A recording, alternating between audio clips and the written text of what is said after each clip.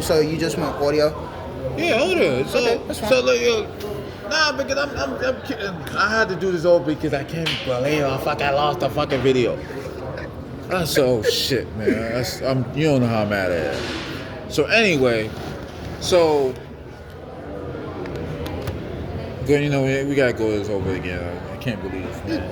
So It's fine. no. So, but you said you Okay. how you wind up around the area of West Fork? Okay. Well, what happened was, I unfortunately was staying at Covenant House behind the Port Authority. So, you know, every so often they would tell us, at a certain time, you can't stay in the building. You have to leave the building. It's a shelter? Yeah. You Covenant House. I never heard of it. I'm just saying. It's one of like the premier teen / runaway shelter homes in New York. How you wind up in there? I kind of didn't have a home at that point, and I was kind of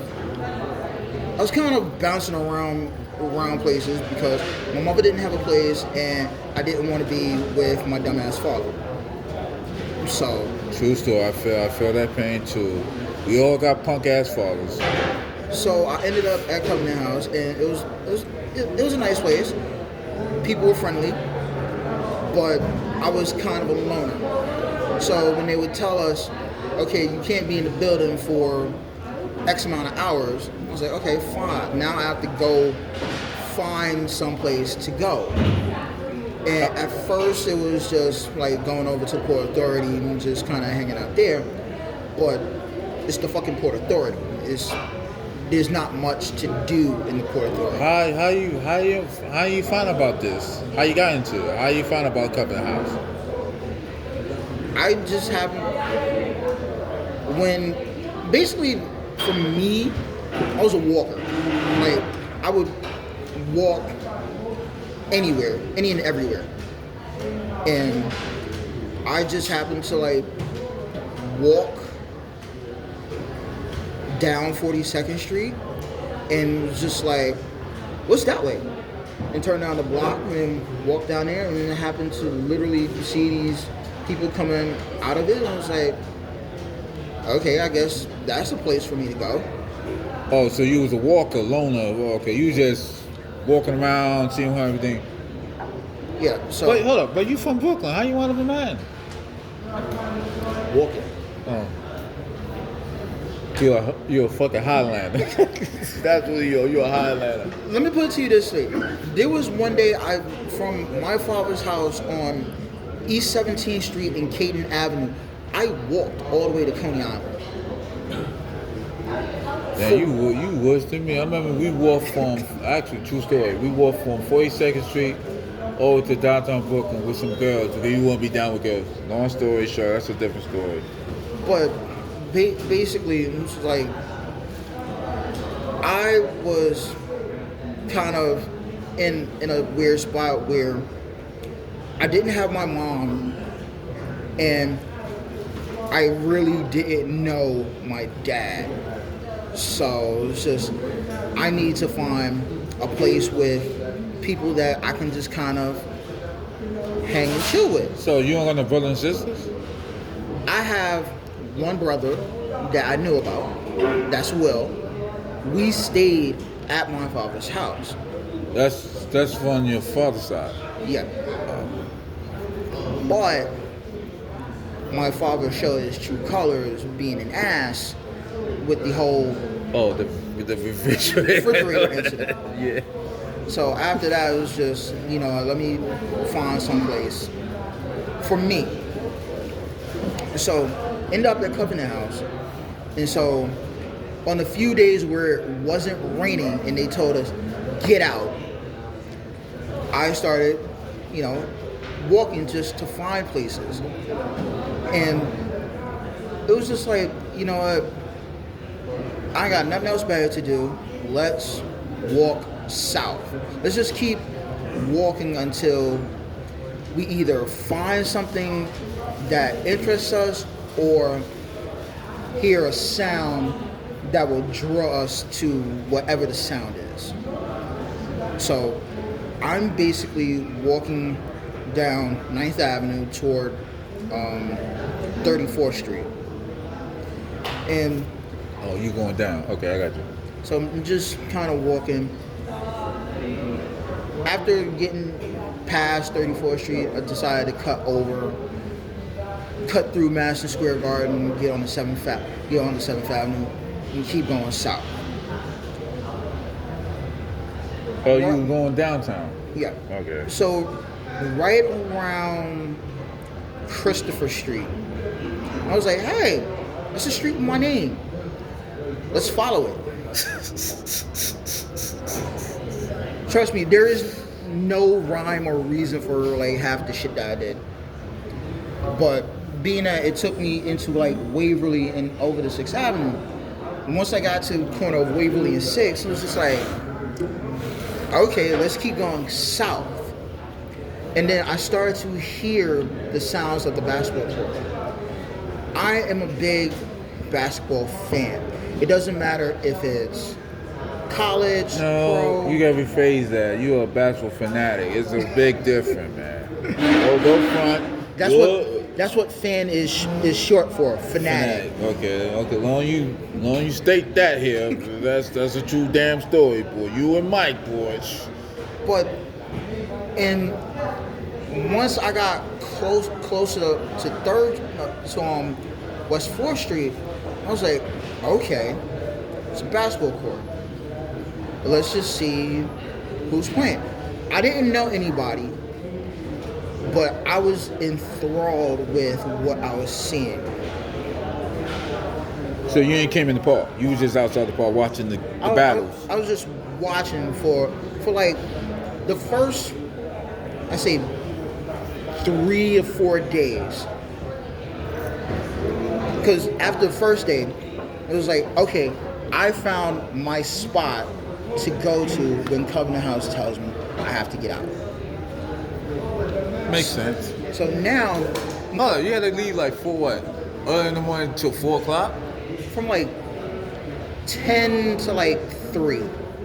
Yeah, that's something to do when you got no money in your pocket. This is the perfect spot you went to. Good thing you found West 4th. So, and I'm there, I'm like, okay, you know what? I think I could kind of hold my own here, but let me just, watch for a couple of days and see who plays. I think that might have been like the first time I ever saw Sherm, Beanie, and Ross play. After a couple of days.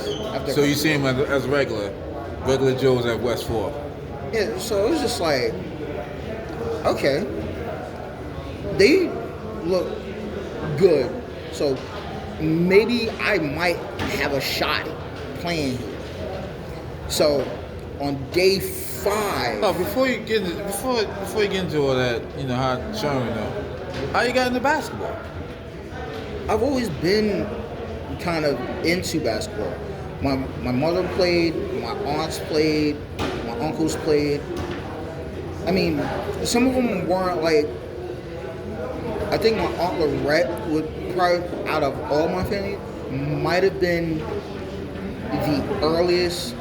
If there was a pro level for women back then, she might have played.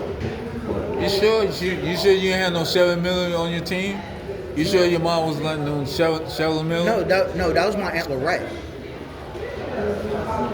So, what position your mother used to play? My mother was like center, but my Aunt Lorette was more of a guard. With a name like that, I can imagine. Oh, I'm a guard. Yeah, Aunt Lorette. Yeah, Aunt Lorette. Yeah.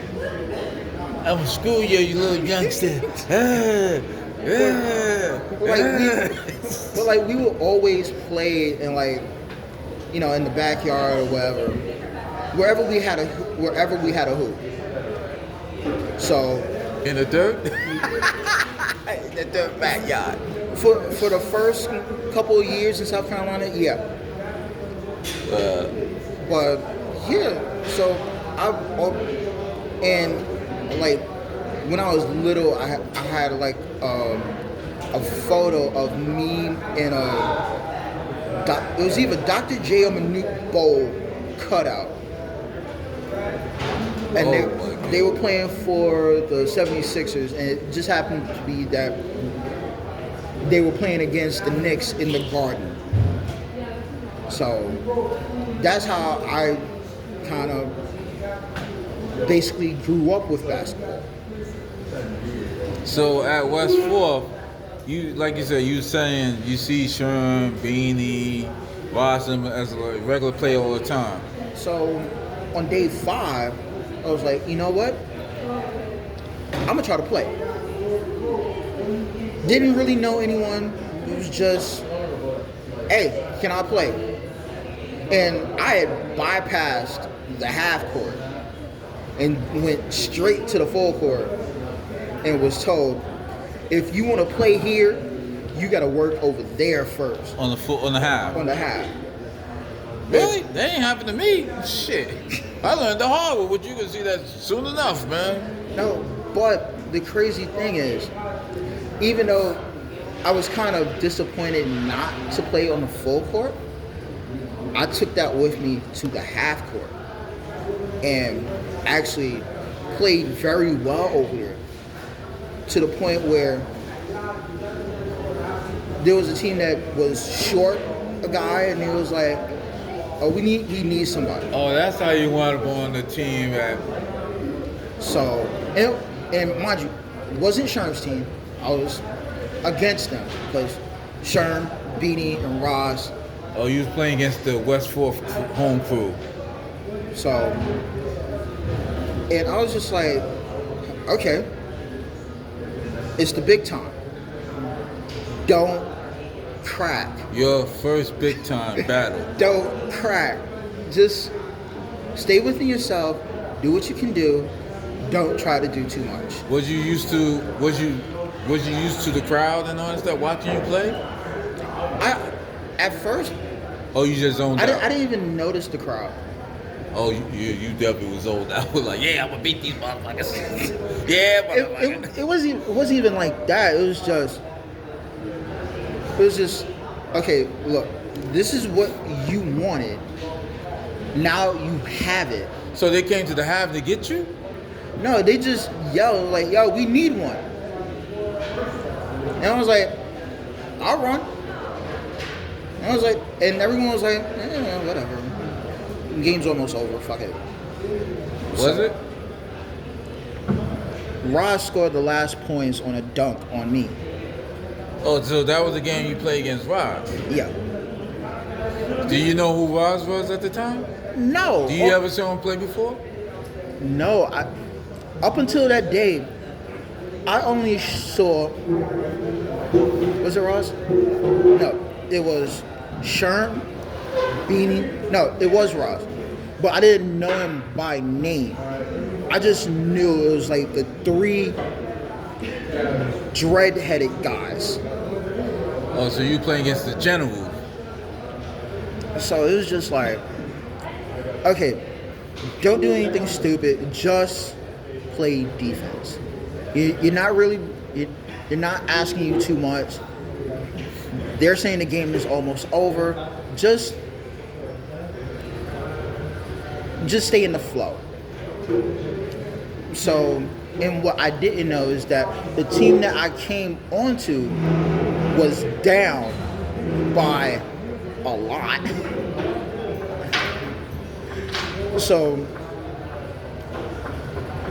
when I started playing, I was just like, okay, I don't know if I'm ever gonna come back here, but I want to make an impression.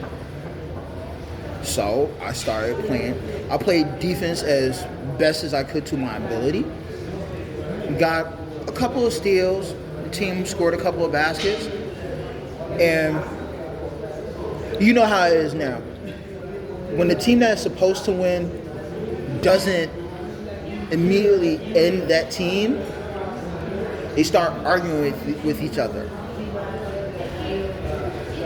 So Sherm and Ross and Beanie, they're all arguing with each other. Like, who is that guy? Why is nobody guarding him? Why is he doing everything?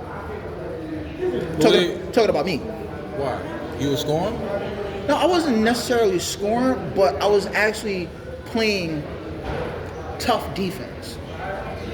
Oh, so why nobody can't get past it? So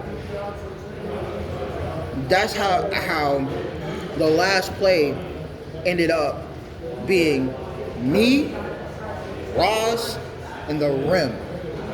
So how Ross got the ball? Beanie took the ball out, passed it to Sherm. Sherm took a couple dribbles, and he threw it to Ross. Did you see Ross was trailing? Oh, he was in front of you. We were kind of even. Okay. We were kind of even. And my sole purpose was, you're probably not gonna steal the ball from him. So just try to stay between him and the rim. If he shoots it, fine. That's great. But I wasn't thinking about if he would actually attack the rim. Because I didn't know, I wasn't fully aware of Ross's game at that point. Because at that point, I had only seen Ross hit jump shots. So I'm thinking, okay, he's a shooter. As long as I stay in between him and the rim, I should have a decent chance. But once he got the ball at like half court and he started dribbling, I'm starting to run, trying to keep up with him. You was in front of him or you was beside him? Like even, like roughly even. Yeah. But I managed to get in front, and that's when he took that step, that push-off step to get to the rim. And it was just instinctive. I jumped, not knowing if I could even block it. It was just like, you have to try something. So you jumped. You was in front of him, or you was beside him when he dunked? When he jumped, I literally just made it in front of him. Oh my fucking God! I can't believe that. And I can't believe I'm hearing this shit. And I jumped. Now, like I said, I did not acknowledge the crowd at all. Now you was zoned in on the defense. You wasn't paying attention to your surroundings. And when it happened, it was just, he dunked it, I fell, not like hard, but enough to like end up on the gate, like the bottom portion of the gate. Like a little push off in the front or backwards. Wow. And I kind of looked and I saw people going, "Oh." The park went bananas? Yeah, the park was absolutely crazy. But it wasn't just crazy, it was like, I gotta give that dude props. He actually jumped. Like, it was like the crowd knew about Ross, but I didn't. On your first day there, your first battle. So after it happened, it was just like, I dusted myself off and got up. I didn't stay around because I didn't really know anyone. Makes sense. And I left. Got back to Covenant House. Oh, did you say like he woke up to you and extend his hand out and pick you off the ground or something like that? No, he did. He picked me off the ground. And he was like, "You okay?" And I was like, "I'm good." But after that, I literally walked out of the park. And I actually heard people like, "He's not coming back." I literally heard people literally say, he's not coming back. Because everybody else out there, it was like, you get dunked on, then get helped up by the person who dunked on you. You're not coming back. What Ross said to you after all that? When he picked me up, after he said, "Are you good?" and I said, "I'm good," I left. Oh, did you say like that was the stupid thing you did and he said some shit to you, some shit like that? No, that was the next day when I came back. Oh, okay. So you just grabbed your, after all that incident? I didn't really have anything with me. I was just... So after that battle, you just up and left? I left. Went back to Covenant House. And I was just kind of like on my cot thinking. You can't believe this shit, right? It happens. What the hell happened? Why did it happen? Who's that guy? And before I actually drifted off to sleep, I was like, you have to go back. No matter what happens, you have to at least show your face. So, the next day, I walked up, made my pilgrimage back to the park.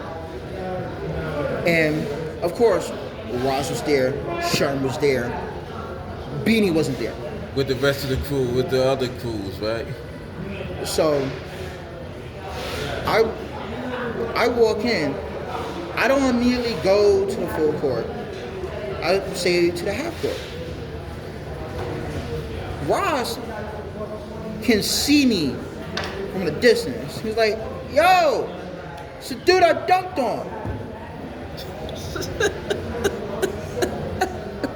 I'm like, so?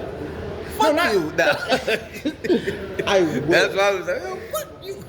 At that point, it was just like, oh, come on, you ain't had to like blow me up like that. Still, like, you fuck you, what? But after he said it, he motioned for me to come toward him. I was like, what the fuck this nigga was? I was like, okay.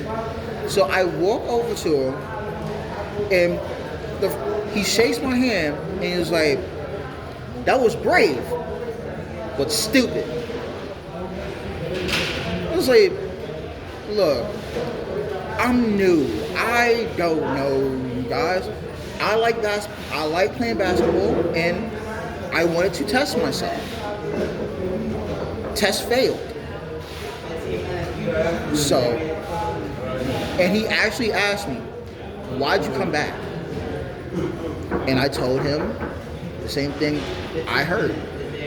I heard someone saying that I wouldn't come back. So, in a sense of ego and pride and I guess defiance, I decided to show back up. And that's how the story... Who the hell called you Bookman? Sorry, 15 minutes, the there is closing, okay? Alright. Sherm called me Bookman because at that time I was super heavy, like heavier than I am now. But I literally looked like the janitor from Good Times. So when you came to the park, they said, yo, Bookman. Yeah. That's what happened? That's what happened. They didn't know who you were. They said, yo, Bookman. And you just heard someone say Bookman, you just looked over, right? Yeah. And as you walked over? Now, when I walked over, as I was walking over, you know how Sherm is. Like, here comes Bookman. And as I'm walking and I hear him, I'm like, Who the fuck is Bookman? who's Bookman? Looking at the camera. And mind you, there were no cameras out there. No, just saying, looking at the camera like, Martin, like, who are you talking to? So, right after I finished talking to Ross, I was like, who's Bookman? And he kind of snickered and he was like, you. And because at that time, it didn't dawn on me like what I looked like, and I was like, Bookman, that heavyset dude from Good Times. He's like, yeah. I was like, you think I look like Bookman? Like, you don't play like Bookman, but you look like him. That's too funny, man. But I heard Bryce talk about that for years. I mean, I never knew the story till you told me that. I can't believe you fucking jumped for that. So how you? That's man. But the crazy thing is, from that one instance, we've basically been friends ever since. So I'm actually kind of glad that it happened that way. That's West Fork do to you, boy. That's the best times we had when West Fork was at its peak back in the day. We used to be there 9 o'clock in the fucking morning, boy. Feel like you was going to a fucking job. Oh, and definitely, if you didn't get in a game before 11:30 or noon, you were never seeing the court. Yeah, they'll be on the half all day. Got 20 people on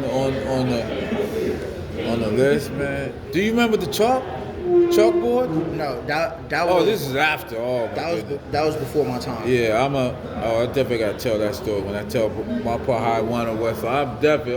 I'll make sure of that. So we done? It's not recording. What do you mean it's not recorded?